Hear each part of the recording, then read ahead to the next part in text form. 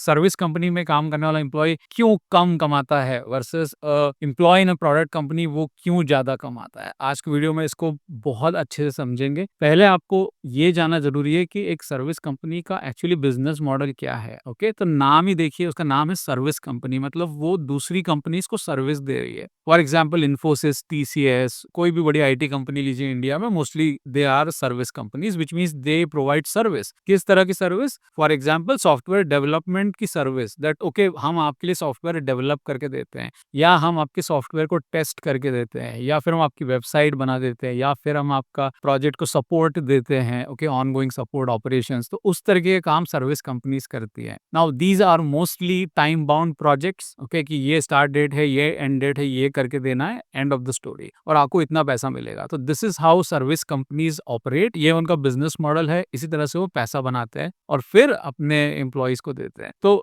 इसमें कोई बुराई नहीं है, but the nature of the business model is such that they make limited money. जितने ज्यादा प्रोजेक्ट्स मिलेंगे उतने ज्यादा काम होगा, उतना ज्यादा पैसा मिलेगा। अब इसे कंपेयर कीजिए एक प्रोडक्ट कंपनी के साथ। एक प्रोडक्ट कंपनी जो कि नाम से पता चल रहा है कि एक प्रोडक्ट बनाएगी, let's say a software product. अब वो सॉफ्टवेयर प्रोडक्ट उन्होंने डेवलप कर दिया, अब वो इस प्रोडक्ट को बेचेंगे। वो एक क्लाइंट को भी बेच सकते हैं, 10 को भी, 10,000 को भी, 1 लाख को भी, 10 लाख को भी। उनका काम है वो सॉफ्टवेयर प्रोडक्ट डेवलप करके क्लाइंट्स को बेचना। जितने ज्यादा कस्टमर्स उसको यूज करेंगे, अगर खुश हो जाएंगे वो प्रोडक्ट यूज करके, तो इनका प्रोडक्ट और बिकेगा। जितना ज्यादा बिकेगा उतने ज्यादा पैसा बनेगा। तो यहाँ पर कोई लिमिट नहीं है। It is not time bound like a project in a service company. यहाँ पर प्रोडक्ट एक बार बनाना है और फिर उसको एनहांस करते जाना है और कस्टमर्स ढूंढ के बेचते जाना है। रेवेन्यू मॉडल अलग है, बिजनेस मॉडल अलग है, और बेइंतहा यहाँ पे पैसा बन सकता है। For example Apple is a product company. वो फोन्स जो बनाते हैं, हार्डवेयर, वो प्रोडक्ट कंपनी है।